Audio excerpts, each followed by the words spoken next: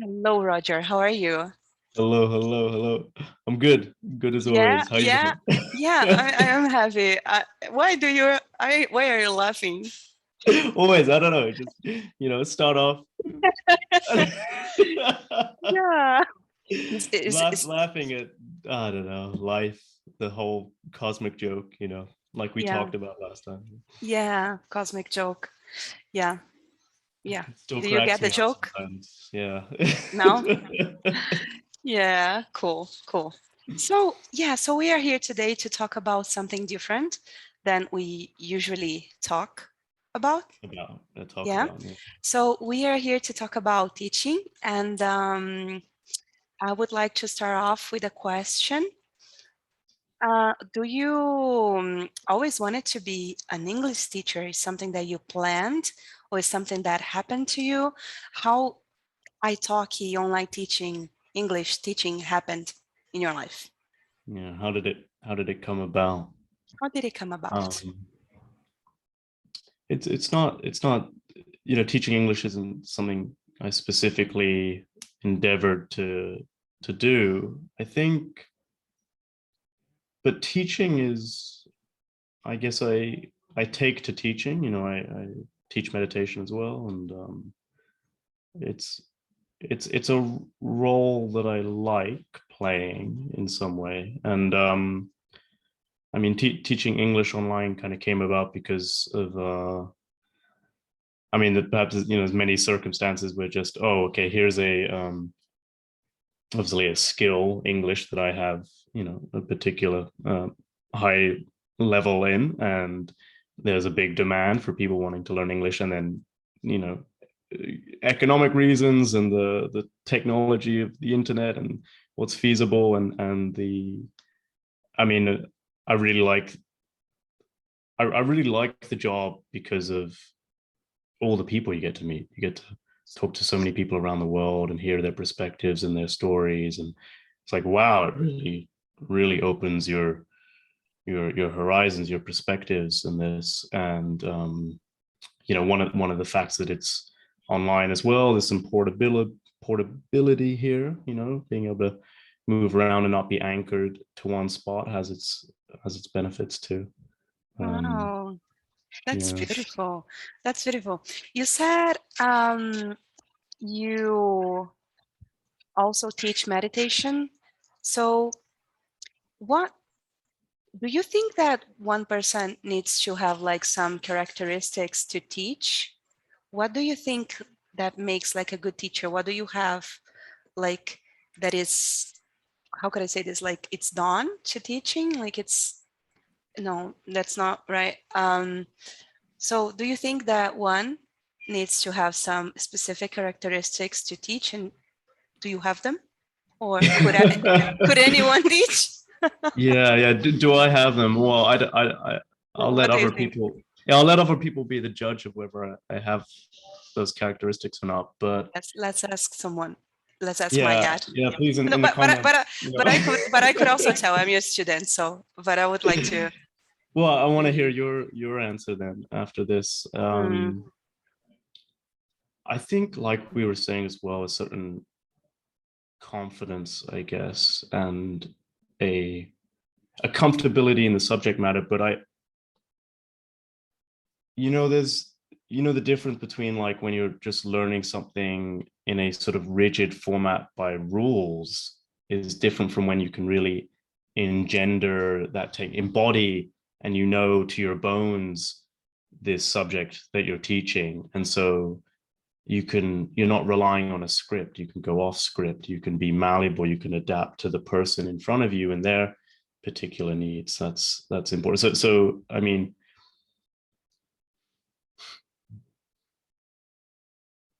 there's knowing the skill, and then being able to teach it would be having a degree of self-awareness about the skill, such that your language faculty is connected to like the motor movements incorporated in the skill, so that you can actually explicitly describe what needs to be done. You can imagine someone who's a really good tennis player, but they don't know how to describe or Yeah. explain to others how to be a good tennis player. And then, like I was saying, I guess a kind of maybe a true confidence that what they are, the information they are imparting to other people is going to be genuinely beneficial to them. I'm sort of thinking this answer up on the spot. I didn't give you a list. It is very Yeah, spontaneous. yeah. This is, but yeah. I guess you. Okay, you jump in. Yeah.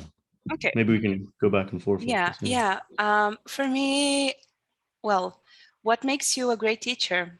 For me,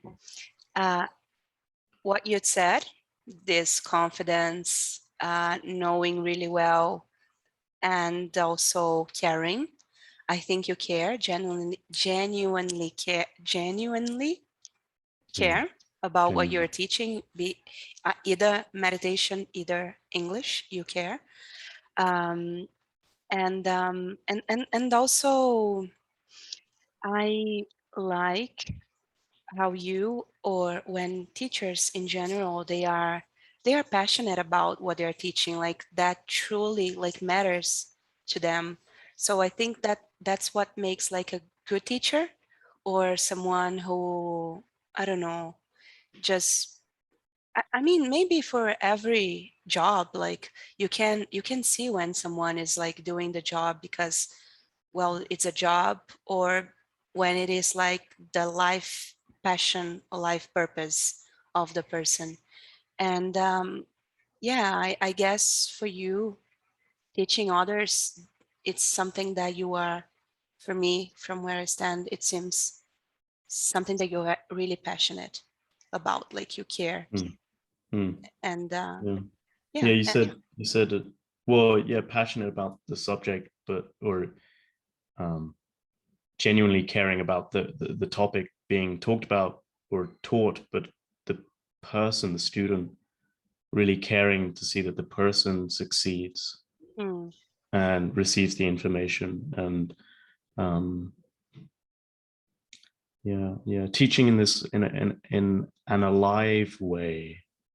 Do you know what I mean? Like that, it's really, it's not reading from a script or, okay, here's the formula, here's the rules, but it's yeah, I found, especially when it comes to English, there's a sense where I feel like, oh, I can really see that I've got through to someone when I'm describing stuff in with lots of examples and getting them to make their own examples, and it's alive. And there's a lot of like phenomenology work going on as well, like when I describe or explain the meaning of a word, not just reading a dictionary definition, though that can be helpful, or translating it from one language to another language, though that can be helpful too, but trying to encompass more of, okay, when I think of this word, what are all the images and associations that appear in my mind in conjunction with this word?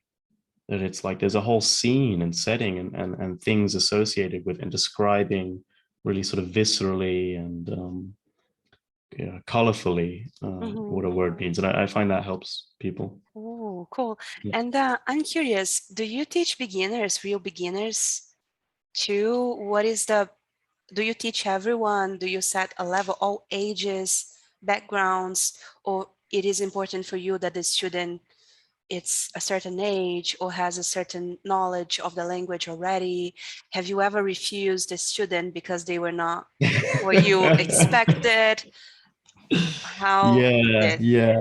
I, you know, that, yeah, that has happened where it's like you're not going to be a good fit. And so I don't teach complete beginners in English because it's very hard if they're Russian, say, and I don't know any Russian, and it's like they're a complete beginner, like very hard to get the ball rolling. It's a lot of work, and I think for the kind of teaching that I'm doing, it's not actually appropriate. It's better in the beginning levels probably to have a teacher who speaks your native language Mhm. first and helps you and then move you up to a level, and then you can begin communicating with natives of the language you're trying to learn. I think that is Mhm. better. Yeah, ages. I, admittedly, I do prefer teaching older people, Mhm. and How I'm curious, older? How older? how much older? How much older? Um, At least 18 or older? yeah. Yeah.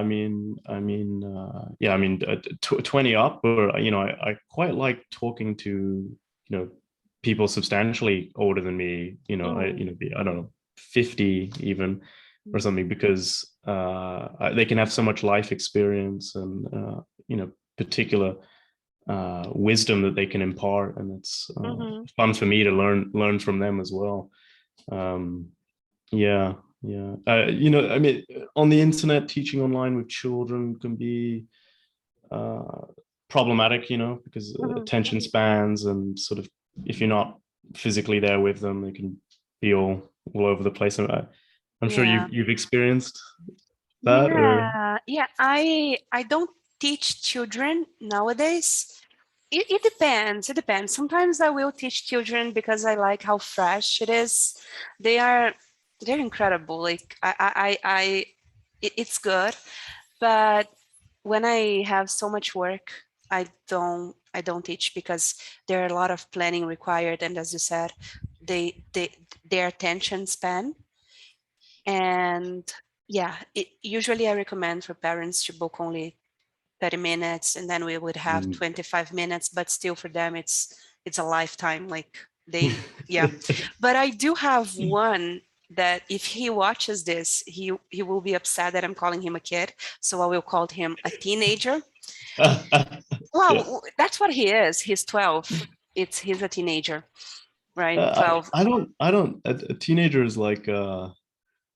I always thought teenagers were at least 13, because then that's when the 13, the Oh, teenage years okay, begin. okay. 12 is like we've got this word actually in English is like a tweenie, which is like Tweenie. a tweenie, which is like a young teenager, a tweenie. Oh, yeah. A So he's a tween or a tween, yeah, a tween, a tween. yeah, he's a tweenie then.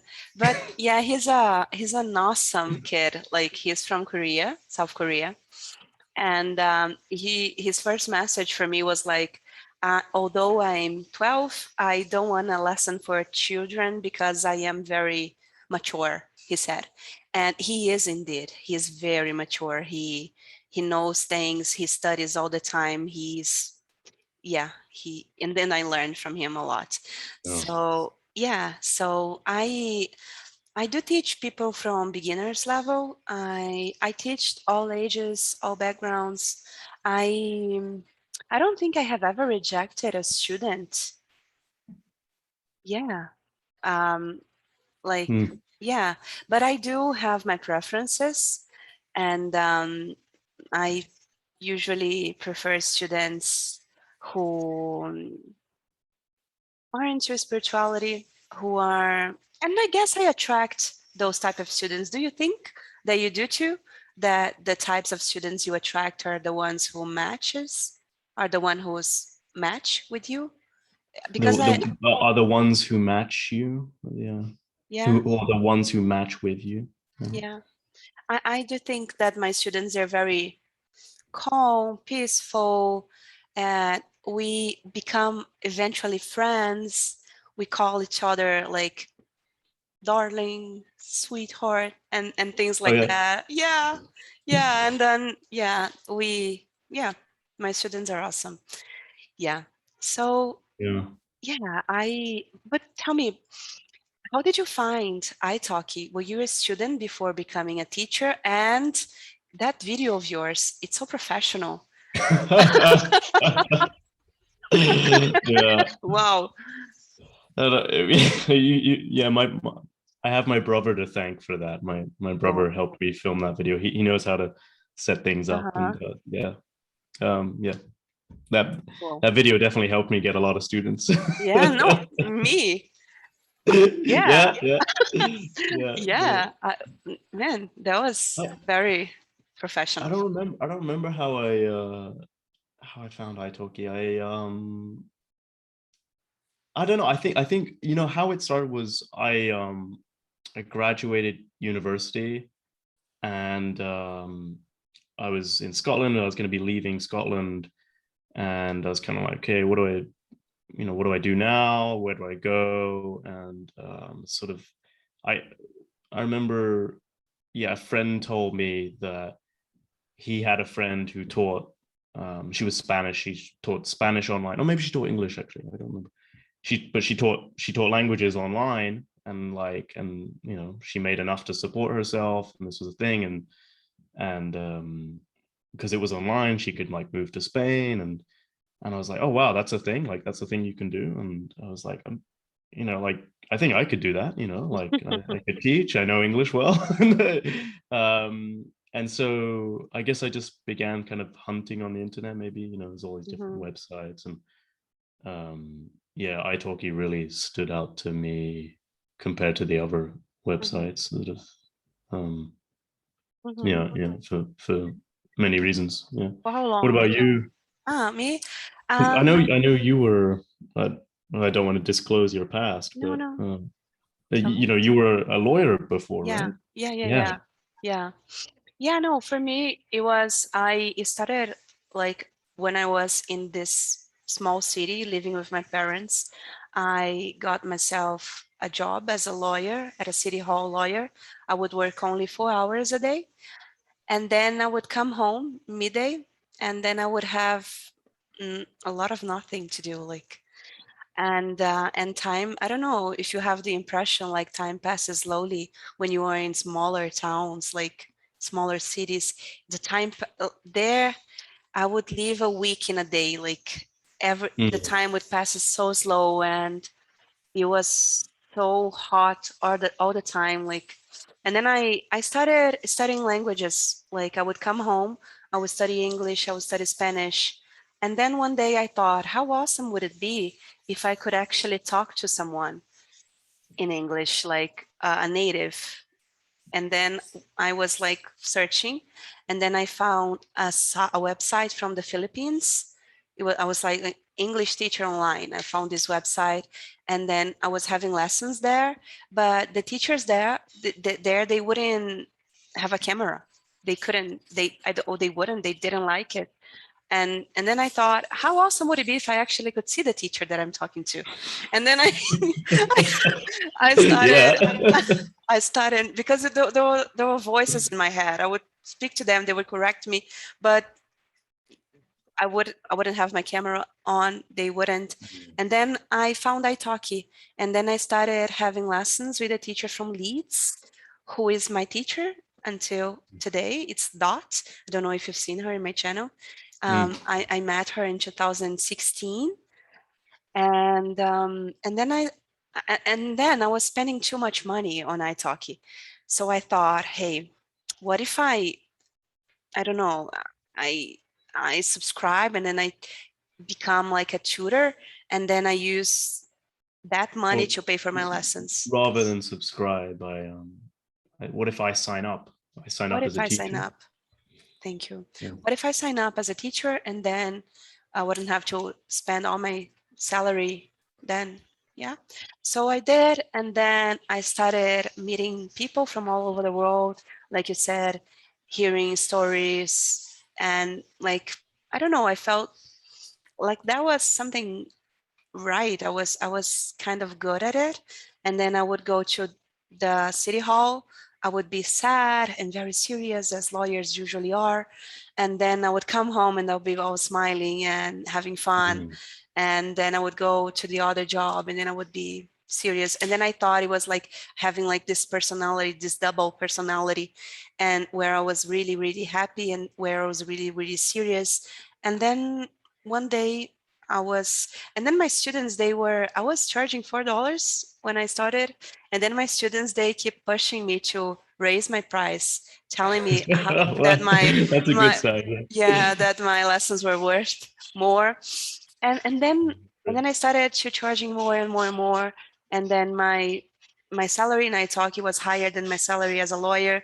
And then I was having more and more students, and one day I quit, and then never looked back. Just walked out the door of City Hall and never looked back. Literally, I was in a no. When I quit, I was working as the judge. It's not. I would be like the judgy something like the judge.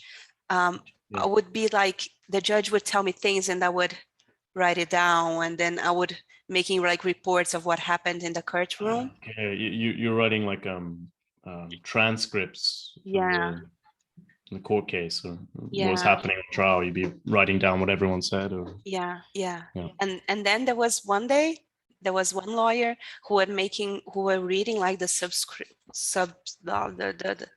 transcript. This transcript, and then he wouldn't say, I don't like these words, could it change these words? And then I would, and then he made me do it like 4 times, and then and it would be the same thing with this particular lawyer.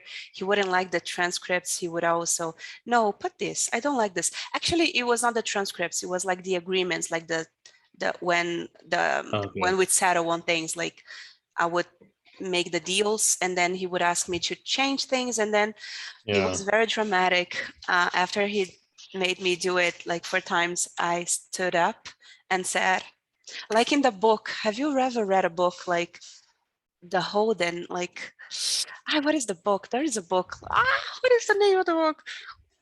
I'm sure you have read it. I forgot the name, so I can't tell you. But yeah, there is a famous book where someone named Holden, he says, it's over, it's done, in the middle of a stair. It's done, I'm done. And then, I said I'm done and it's over. And then I left the court room and everyone was staring. And then my boss ran after me, and then he said, no, all you need is vacation, don't leave. No, you can leave us like this, we need you, we don't have time to because I was like in a position where I had to make a test, an exam, so they would have to I had to take a test. I had to take a test, so they would have, it would take them at least 1 or 2 years to make another test to someone to replace me, and it was a small city, and then they begged me not to leave. They would give me like vacation and a raise, and then I said, okay, I'll take the vacation and I'll see. But I already knew that I was not going to stay, but I took the vacation to think. It was like a very rushed decision, but I knew I was contemplating this for a few months already. And then when I came back, I decided to quit, and and that's it. That's my story. And I've been in Italki ever since, and it was the right thing to do. Like, I was gonna ask, no regrets. No, I don't have regrets, but now with the pandemic, I've been thinking about coming back. Like sometimes I have a friend going back because I see, but if I go back, I will be working with things that matters, like legally matters to me, like the animals' rights or the children's rights or women's rights or the minorities. I would be working with them.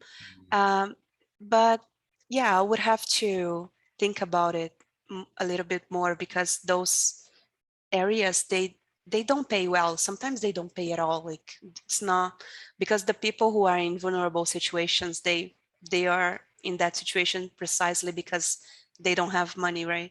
Like, so. But it just raises, a point about, ethical work and right work, doing a job that is actually benefiting the world. And there's so many BS jobs, so many jobs are, what are people doing all day?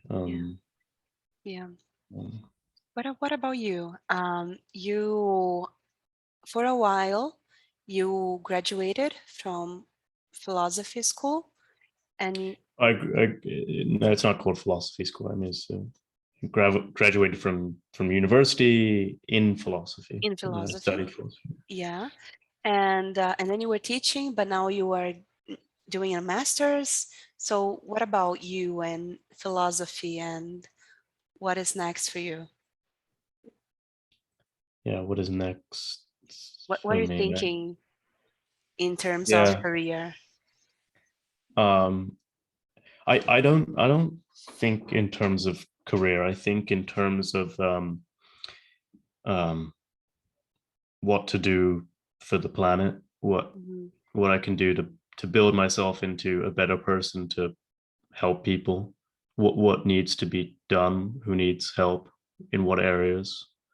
I think about what's coming in the future for everyone, for um I don't think in terms of career. I've never really thought in terms of career much. So, and I think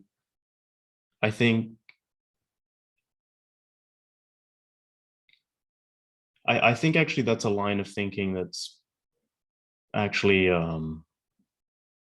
not hindered me in a way that people might think it does. Because I know Hinder me. What does that mean? yeah, to hinder you means to prevent you from Okay. like doing something, prevent you from being successful or something like this. And Mhm. so, because instead of focusing on a career, a lot more of my effort and mental energy and such has been on self-development, self-improvement, the whole meditation path and journey, um, trying to learn, become wiser, become more virtuous, these kind of things. And the result doesn't show in an established career, being the head of a particular um, company, or sitting at the head of a table, or having particularly high status or lots of money. But the fruits are I've transformed my mind into someone who suffers a lot less than the average person, who has a higher level of well-being than the average person, who understands their mind much better. And like these are benefits, I think, that are way more valuable Yeah.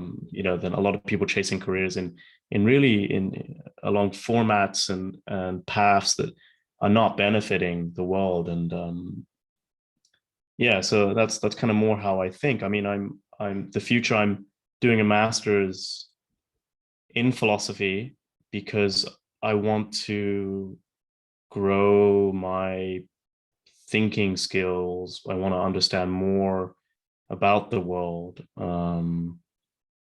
I want to help people become more mentally resilient people who can bear difficult times that I think are coming in the future. And that's why I want to teach meditation and these sort of things. Yeah, Mhm. yeah. For, Wow. for That's you? cool. That's cool. Um, well, that's something that I discuss with my therapist a lot, especially in the past weeks, because, um, well, for me, for some years, being a teacher was difficult because most of my friends, they are very academical, like They're very they academic. They're they're very very academic. academic, and most of them are lawyers, and there is like I said, that there is like a path like for you to reach, like, so most of them, they were already in high positions in their company because they follow like this, how to say it, like the promotions and everything that they could get in their career, Yeah, yeah. like.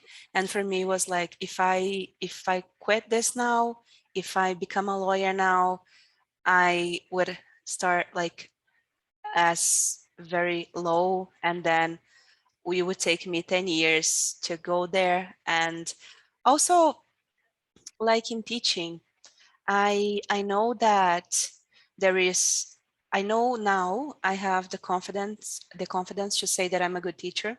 And I know now that experience is all that matters, like real experience, like practical experience with the matter, with the subject, rather than like theoretical. Theoretical. Yeah. Although it might help, I could do it. I could go academic academical about it, and I will, but it's more because of what I think I should have, like those are my credentials, like this. You know, then I think I don't think it would actually make me a better teacher than I am now to have like a PhD. I guess it would it would be good. I would understand more. I would be able to talk about it in more maybe complex terms, but it wouldn't like enable me to teach better. It wouldn't make me teach better than now. But I mean, we can always be better, of course, but it would be, I don't know. But sometimes it feels like wrong for me to be what I was telling my psychologist, my therapist a week ago, that I want to do so many things. Like I was thinking the other day that how cool would it be if I would make like drama lessons, theater. Oh, if I took like acting lessons or acting lessons for 6 months, and for 6 months I would know like how an actor thinks. I wouldn't learn everything, but I would have that experience. Like for 6 months, I would learn everything that it's possible to learn in that time in like acting. But then do you know what capoeira is? Of course. Yeah. So 6 months, I would play capoeira, I would do capoeira. And then I would learn about capoeira. I wouldn't have like a high, how do you say, tie, corda? No, like belts. Belt. I wouldn't have a high belt, but I would know what it is like. No. Yeah. But I would know what it likes to, like, I would know people who love that sport and or fight, archery. Capoeira is special because it's sort of in between a martial art and a dance and a whole. Capoeira is special. Yeah. And it's hard to categorize. Yeah, for 6 other months, I would learn photography. And then, but then I was like questioning myself and judging myself really, saying, okay, but I would never learn anything well. Like I wouldn't be good. And story of my life. Yeah, the story of my life. I've played, I've done that and that. And then I was telling that to my psychologist, like how people, they have hobbies and they go all about like that hobbies. They have normally 1 or 2, and they know they're very good at their hobbies. But my hobbies that's my hobby, like to change hobbies, like to experiment. And then she said, well, that's something you know about you. If you want to do that, there's nothing wrong with that. You should go and do it, and you can write about it. You have experience with that. And it's okay. But it feels wrong in the type of world we live. Like you said, like where are you going with your life? Like you're not building something, you're just learning things. Like, and where's that taking you? Have you heard of this this kind of metaphor of hill climbing versus valley crossing? So in the current age, perhaps there's a particular hill that represents the peak interest or something like this. What it's really important to be a computer scientist or something like this, and everyone's climbing this hill, become better at being a computer scientist because that's a skill that's really valued at this time. But reality is always changing and fluxing, and what's important today is not important tomorrow, and what matters is always moving.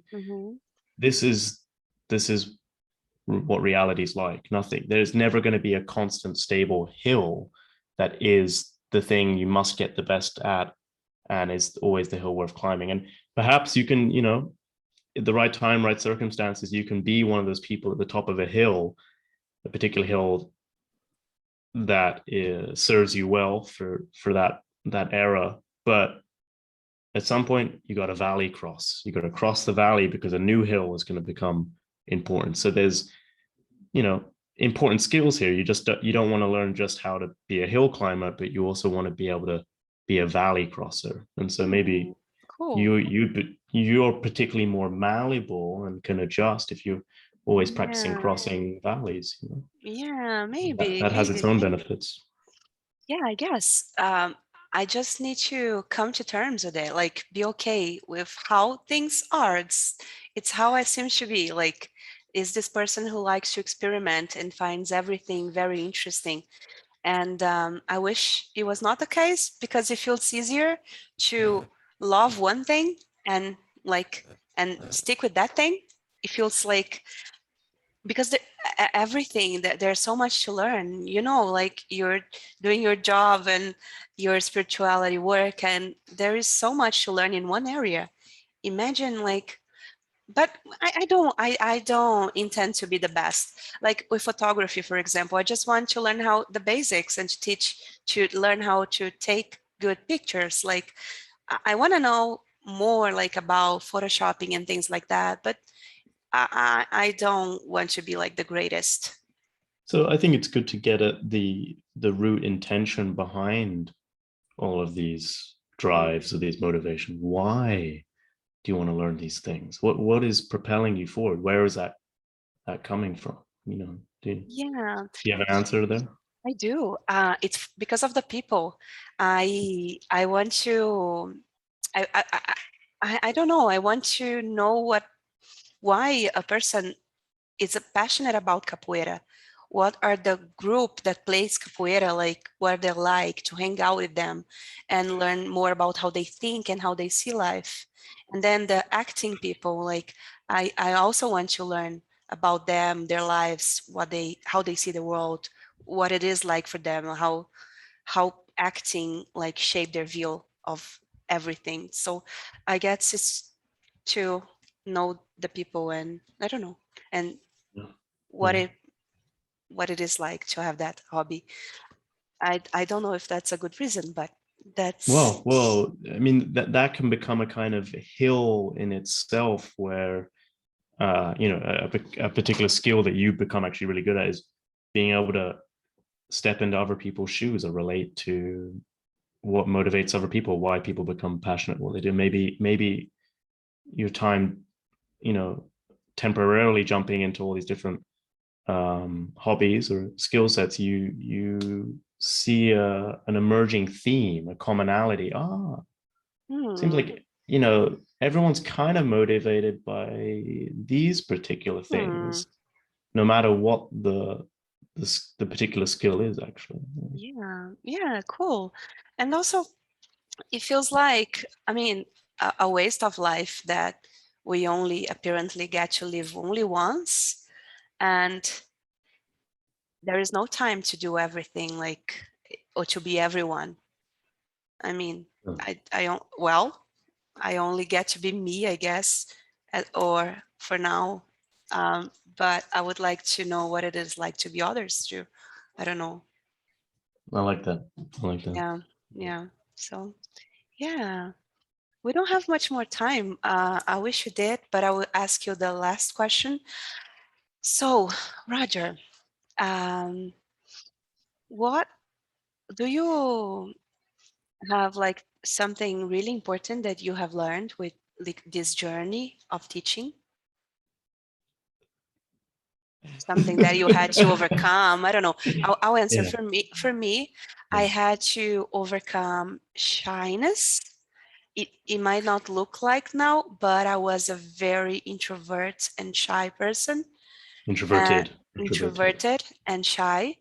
And now I'm not anymore, or at least not in the most circumstances in life. So I guess I had to overcome that in order to teach and be good at it. So Yeah. I thank teaching for that, for you. um let me see. I think one of this didn't feel like something to overcome Mm, in like a to negative, like learn. it was difficult, but something that developed was being able to meet people where they're at, or Mm, being able to a bit like you're saying, like step into other people's shoes, understand what motivates them. And so all the time meeting new people from around the world, and first seeing how important it is to really understand how do they see the world, what priorities do they have, values do they have, what kind of languaging do they use? Do they use sort of very sort of fairy, magical, spiritual kind of language? Or do they talk in a more sort of dry, mechanical, scientific sort of sense, or something that's, yeah, something else? And being able to then adapt in my own way of relating to that person, presenting them, not just sticking with my own frames that, well, okay, well, I like to talk about things in this way, but how do they see the world, and then being able to adapt my language to them. And, teaching really reinforced that message, that learning for me. Perfect. Thank you. Thank you. Thank you for this incredible conversation. It's always a pleasure to see you, and you taught me this bounce ideas with you. Yeah, bounce ideas off of you. Yeah. Bounce ideas off of you. Yes. Thank you. Thank you so much. You too, Camila. Thank you. Thank you very much. So have a great week, and I'll see you tomorrow. And see you then. See you then. Be there or be square. I'll be there. Bye. Bye-bye, Camila.